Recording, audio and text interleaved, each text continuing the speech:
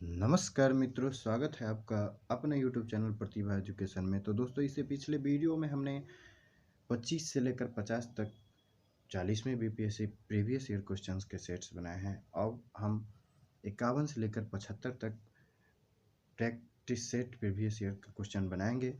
तो दोस्तों, बिना समय गंवाए चलिए शुरुआत करते हैं आज का ये प्रैक्टिस सेट। तो मित्रों, सबसे पहला क्वेश्चन है क्वेश्चन नंबर 51। चूँकि हम इससे पहले 50 क्वेश्चन कर चुके हैं, अब हम 51 क्वेश्चन 51वां क्वेश्चन करेंगे। तो दोस्तों, क्वेश्चन है कि तेज़ हवा वाली रात्रि में ओस नहीं बनता है। जिस रात में सबसे ज़्यादा तेज़ हवा एकदम बहता है तो उसमें ओस काहे नहीं बनता है, इसका कारण बताना है कि क्यों नहीं बनता है। तो इसके पीछे रीज़न है कि वाष्पीकरण की दर जो है तेज़ होती है, इस कारण से जो है ये ओस नहीं बनता है तेज़ हवा वाली रात में। जल के जो है लिक्विड से गैसीय अवस्था में, यानी कि तरल से गैसीय अवस्था में परिवर्तन की प्रक्रिया को वाष्पीकरण कहते हैं। और तेज़ हवा वाली रात्रि में ओस नहीं बनती क्योंकि वाष्पीकरण की दर तेज़ होती है। चूँकि ओस को बनने के लिए निम्न परिस्थितियाँ होनी चाहिए। क्या होनी चाहिए? तो साफ आकाश होना चाहिए, शांत वातावरण या हल्की समीर होनी चाहिए, उच्च सापेक्ष आर्द्रता होनी चाहिए और ठंडी और लंबी रात होनी चाहिए। तो ये परिस्थितियाँ मौजूद नहीं होती, तो इस वजह से जो है ओस नहीं बन पाती अगर ये परिस्थितियाँ मौजूद ना हो। और यहाँ तेज़ हवा वाली रात्रि में होती क्या है कि वाष्पीकरण की दर तेज़ होती है, इसलिए ओस नहीं बनती। ठीक है मित्रों। नेक्स्ट क्वेश्चन है क्वेश्चन नंबर 52 कि समुद्र नीला प्रतीत होता है, यानी कि ब्लू दिखता है। क्यों दिखता है भाई? तो ये दिखता है प्रकाश के परावर्तन तथा जल के कणों द्वारा प्रकाश के प्रकीर्णन के कारण। ये इस कारण से जो है समुद्र नीला दिखता है, प्रकाश के परावर्तन और जल के कणों द्वारा जो है प्रकाश के प्रकीर्णन के कारण।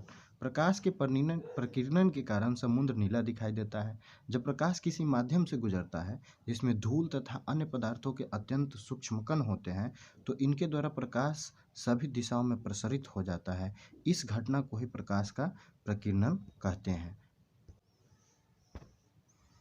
और जिस रंग के प्रकाश की तरंगदैर्घ्य सबसे कम होती है उस रंग का प्रकीर्णन सबसे अधिक, तथा जिस रंग के प्रकाश का तरंगदैर्घ्य सबसे अधिक होता है उसका प्रकीर्णन सबसे कम होता है। चूँकि बैंगनी रंग का प्रकीर्णन सबसे अधिक तथा लाल रंग का प्रकीर्णन सबसे कम होता है, अतः प्रकीर्णित प्रकाश का मिश्रित रंग हल्का नीला होता है। इसी कारण आकाश, समुद्र नीला दिखाई पड़ता है। अगला क्वेश्चन है क्वेश्चन नंबर 53 कि न्यूजीलैंड में पाया जाने वाला उड्डयनहीन पक्षी है कौन है? जो नहीं उड़ता है, न्यूजीलैंड में पाया जाता है, तो ये है कीवी। न्यूजीलैंड में 9 उड़ने वाले पक्षी में कीवी और टकात्री हैं जो वन में रहते हैं।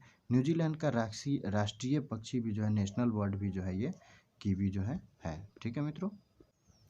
नेक्स्ट क्वेश्चन है क्वेश्चन नंबर 54 कि मृदा अपरदन को कैसे रोका जा सकता है।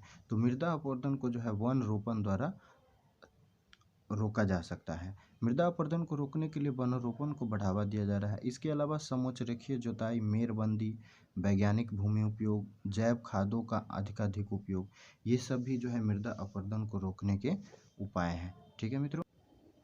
नेक्स्ट क्वेश्चन है क्वेश्चन नंबर 55 कि पत्थर के कोयले के भंडार में कौन सा देश संसार में सबसे आगे है। तो चीन है। चीन सब चीज़ में आगे जा रहा है। विश्व में कोयले के उत्पादन में चीन का फर्स्ट स्थान है। इसके बाद अमेरिका 2 नंबर पर और तीसरा नंबर पर जो है अपना भारत आता है, प्यारा सा भारत पे। पत्थर के कोयले के भंडार में जो है चीन प्रथम स्थान पर है। नेक्स्ट क्वेश्चन है क्वेश्चन नंबर 55 कि पारिस्थितिक संतुलन बनाए रखने के लिए न्यूनतम वन आवरण कितना अनिवार्य है। तो पारिस्थितिक संतुलन बनाए रखने के लिए न्यूनतम वन आवरण जो है, संपूर्ण जितना लैंड है उसका कम से कम 33% होना चाहिए। तो मित्रों, प्राकृतिक संतुलन बनाए रखने के लिए न्यूनतम वन आवरण जो है संपूर्ण भूमि का 33% होना अनिवार्य है। लेकिन वर्तमान में बात करें, ये पहले का दिया गया है, वर्तमान में इससे अधिक है। ये पहले का है। कुल भौगोलिक क्षेत्र का 23.81% था, लेकिन अभी कुछ और है।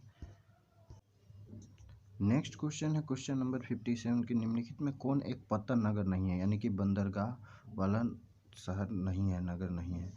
तो इसमें जो है कैनबरा जो है पतन नगर नहीं है, बाकी टोक्यो है, न्यूयॉर्क है, लंदन भी है।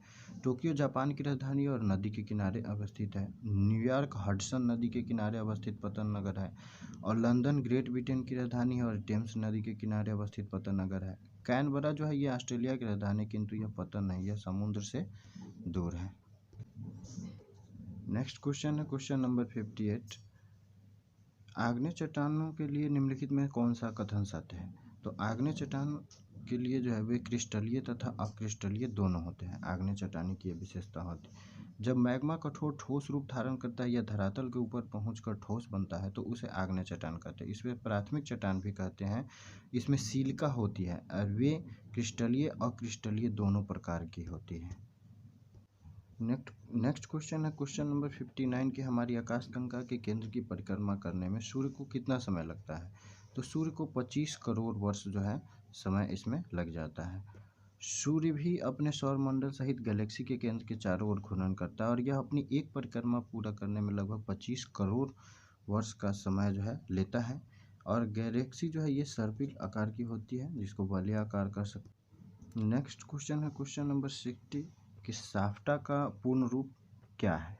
साफ्टा का पूर्ण रूप क्या है? तो south Asia preferential trade agreement जो है इसका पूर्ण रूप है साफ्टा का। बात करें साफ्टा की तो साफ्टा का प्रस्ताव 1991 ईस्वी में सार्क देशों के 6ठे शिखर सम्मेलन में लिया गया था। इसका प्रस्ताव सर्वप्रथम श्रीलंका द्वारा लाया गया था, किंतु दक्षेण राष्ट्रों के बीच रियायती प्रशुल्कों पर व्यापार करने के सार्क वरीयता व्यापार समझौते के बारे में 7 दिसंबर 1985 को निर्णय लिया गया। यह नई दिल्ली में 8वें सम्मेलन से शुरू हो गया। अगला क्वेश्चन है क्वेश्चन नंबर 61। विगत वर्षों में भारत की केंद्र सरकार का सर्वाधिक संपूर्ण व्यय किस क्षेत्र में हुआ है? तो सबसे ज़्यादा व्यय जो है ये विकास के क्षेत्र में हुआ है। केंद्र सरकार ने व्यय का जो है वर्गीकरण भी किया हुआ है। विकास व्यय, प्रतिरक्षा व्यय, अन्य व्यय। विकास व्यय के अंतर्गत सामाजिक एवं सामूहिक सेवाओं और आर्थिक सेवाओं तथा विकास उद्देश्यों के लिए राज्यों एवं संघीय क्षेत्रों को सहायता अनुदान शामिल है और इन सभी पर केंद्र सरकार मूल व्यय का लगभग 55% खर्च करती है। नेक्स्ट क्वेश्चन है क्वेश्चन नंबर 62। ग्रामीण क्षेत्रों में प्रत्यक्षता संबंधित परिवार कल्याण सेवाओं के लिए केंद्रीय बजट 95-96 की, चूँकि पुराना क्वेश्चन है 40 में प्रैक्टिस सेट है तो पुराना क्वेश्चन है इसलिए पुराने बजट की बात हो रही है। 95-96 ईस्वी में प्रस्तावित आवंटन कितना है? तो 726 करोड़ है। ठीक है मित्रों। नेक्स्ट क्वेश्चन है कि क्वेश्चन नंबर 63 कि सन 95-96 के बजट में आयकर में छूट की सीमा कितनी बढ़ा दी गई? ये 40,000 तक जो है छूट की सीमा बढ़ा दी गई। अगला क्वेश्चन है क्वेश्चन नंबर 64। 7वीं पंचवर्षीय योजना में अविकासीय व्यय में वार्षिक वृद्धि का औसत कितना था? तो ये औसत जो था 18.9% था। गैर योजनागत व्यय में मुख्य रूप से 4 मदें हैं: ब्याज भुगतान, रक्षा पर खर्च, सब्सिडी पर खर्च और सामान्य प्रशासन। गैर योजनागत व्यय की बात हो रही है कि ब्याज भुगतान, रक्षा पर खर्च, सब्सिडी पर और सामान्य प्रशासन। 7वीं पंचवर्षीय योजना की अवधि की बात करेंगे तो ये 85 से 90 तक रही और इसमें जो है गैर योजना व्यय जिसमें ये सब शामिल है ये 8.9% वार्षिक वृद्धि दर जो है इसका औसत रहा। नेक्स्ट क्वेश्चन है क्वेश्चन नंबर 65। भारत में प्रोत्साहन यानी कि विकास क्षेत्र कितने हैं? तो भारत में विकास क्षेत्र जो है 7 है। केंद्र सरकार द्वारा 7 विकास प्रोत्साहन क्षेत्र घोषित किए गए। कांडला गुजरात, सांता क्रूज महाराष्ट्र, फाल्टा वेस्ट बंगाल, नोएडा यूपी, कोची केरल, चेन्नई तमिलनाडु तथा विशाखापट्टनम आंध्र प्रदेश। निर्यात संवर्धन हेतु सरकार ने निजी क्षेत्र में इसे एक्सपोर्ट प्रोसेसिंग जोन्स EPZ स्थापित करने की अनुमति दी है। मुंबई महाराष्ट्र और सूरत गुजरात। नेक्स्ट क्वेश्चन है क्वेश्चन नंबर 66। क्वेश्चन नंबर 66 कह रहा है कि भारतीय अर्थव्यवस्था में संयुक्त क्षेत्र का क्या अभिप्राय है? तो भारतीय अर्थव्यवस्था में संयुक्त क्षेत्र का अभिप्राय है किसी उद्यम में सरकारी एवं निजी क्षेत्र दोनों का ही सम्मिलित स्वामित्व या सह अस्तित्व। भारत के आर्थिक ढांचे को मिश्रित अर्थव्यवस्था के नाम से पुकारा जाता है और इस व्यवस्था में उत्पादन के 2 क्षेत्र हैं, पहला निजी और दूसरा सार्वजनिक, यानी दोनों क्षेत्रों का जो है सम्मिलित सह अस्तित्व इसमें होता है। नेक्स्ट क्वेश्चन है क्वेश्चन नंबर 67। भारत को एक अल्प विकसित देश कहा जाता है, क्यों कहा जाता है? क्योंकि नियोजनों की आवश्यकता के कारण केवल एक तो हो नहीं सकता और एक दो केवल हो नहीं सकता, यानी इसका उपयुक्त आंसर जो है डी है। तीव्र गति से जनसंख्या वृद्धि, कृषि पर अधिक निर्भरता और औद्योगिक उन्नति की मंद गति के कारण, और ये नहीं है नियोजनों की आवश्यकता के कारण। तो भारत को अल्प विकसित देश कहे जाने का निम्नलिखित कारण है: निम्न प्रति व्यक्ति आय, अर्थव्यवस्था पर जनसंख्या दबाव, व्यावसायिक ढांचा में प्राथमिक उत्पादनशीलता, निम्न स्तर टेक्निक, निम्न जीवन स्तर, औद्योगिक पिछड़ापन आदि। नेक्स्ट क्वेश्चन है क्वेश्चन नंबर 68 कि बहुउद्देशीय नदी घाटी परियोजनाओं को आधुनिक भारत का मंदिर किसने कहा था? तो ये जवाहरलाल नेहरू जी कहे थे। तो स्वाधीनता के बाद मित्रों देश को आत्मनिर्भर बनाने के लिए और लोगों के जीवन स्तर को सुधारने के लिए उपाय किए जाने लगे। हमारा देश जब आज़ाद हुआ उसके बाद बाढ़ तथा सूखा दूर करने के लिए बहुउद्देशीय नदी घाटी परियोजनाओं की नींव डाली गई ताकि दोनों समस्याएं दूर हो। भारत में आज़ादी के बाद सर्वप्रथम जो है दामोदर घाटी परियोजना तैयार की गई। इसमें कई उद्देश्य छिपे थे: बाढ़ कंट्रोल, सिंचाई, मृदा संरक्षण, मछली पालन, पर्यटन इत्यादि। इन्हीं कारणों से इन्हें JLN यानी कि जवाहरलाल नेहरू द्वारा इसे आधुनिक भारत का मंदिर कहा। और यहाँ सीधा सीधा क्वेश्चन जनगणना से, सेंसस से। सन 1991 की जनगणना के अनुसार भारत की जनसंख्या है। तो 1991 में भारत की जनसंख्या जो है 84.4 करोड़, ये 6 करोड़ दिया हुआ है, 4 करोड़ मानिए इसमें। 2001 में 102.9 करोड़ और 2011 में 121 करोड़ हो गई और अभी 135 करोड़। नेक्स्ट क्वेश्चन है क्वेश्चन नंबर 70 कि भारत में राष्ट्रीय आय का आकलन होता है। केंद्रीय सांख्यिकी संगठन द्वारा जो है भारत में राष्ट्रीय आय का आकलन होता है। इसका आंसर डी है, केंद्रीय सांख्यिकी संगठन। भारत में राष्ट्रीय आय के आकलन के लिए संस्था है केंद्रीय सांख्यिकी संगठन। नेक्स्ट क्वेश्चन है क्वेश्चन नंबर 71 कि भारत में राज्य सरकारों के लिए आय का सबसे महत्वपूर्ण स्रोत है। तो भारत में राज्य सरकार के लिए यानी स्टेट गवर्नमेंट के लिए आय का महत्वपूर्ण स्रोत बिक्री कर है। सेल टैक्स जो है राज्यों के राजस्व का सबसे महत्वपूर्ण स्रोत है। बिक्री कर समाचार पत्रों को छोड़कर अन्य सभी वस्तुओं पर लगाया जा सकता है जो राज्य में बेची जाती है। ठीक है मित्रों, तो सेल टैक्स जो है राज्य सरकार का सबसे बड़ा रेवेन्यू का सोर्स है। नेक्स्ट क्वेश्चन है क्वेश्चन नंबर 72। 8 अक्टूबर 1991 ईस्वी को RBI यानी कि रिजर्व बैंक ऑफ इंडिया ने बैंक रेट को 11% से बढ़ाकर कितना किया? तो ये 12% कर दिया गया। ठीक है मित्रों। नेक्स्ट क्वेश्चन है क्वेश्चन नंबर 73। स्वतंत्रता प्राप्ति के बाद से भारत ने सबसे ज़्यादा प्रगति किस चीज़ में की है? गेहूं में, दाल में, चावल में, पटसन में। तो ये सबसे ज़्यादा प्रगति की है गेहूं के उत्पादन में। भारत में स्वतंत्रता के बाद गेहूं के उत्पादन में सबसे अधिक वृद्धि हुई। 60-61 में 110 लाख टन, जो 2009-10 में 808 लाख टन हो गए। वहीं चावल का उत्पादन 60-61 में 350 लाख था, जो 9-10 में 890 हुआ। इस प्रकार देखा जाए तो सबसे अधिक प्रगति जो है गेहूं के उत्पादन में हुई। यह प्रगति जो है हुई, इसका कारण था हरित क्रांति। नेक्स्ट क्वेश्चन है क्वेश्चन नंबर 74। पंचवर्षीय योजनाओं के मसौदे को अंतिम रूप से कौन स्वीकृति प्रदान करता है?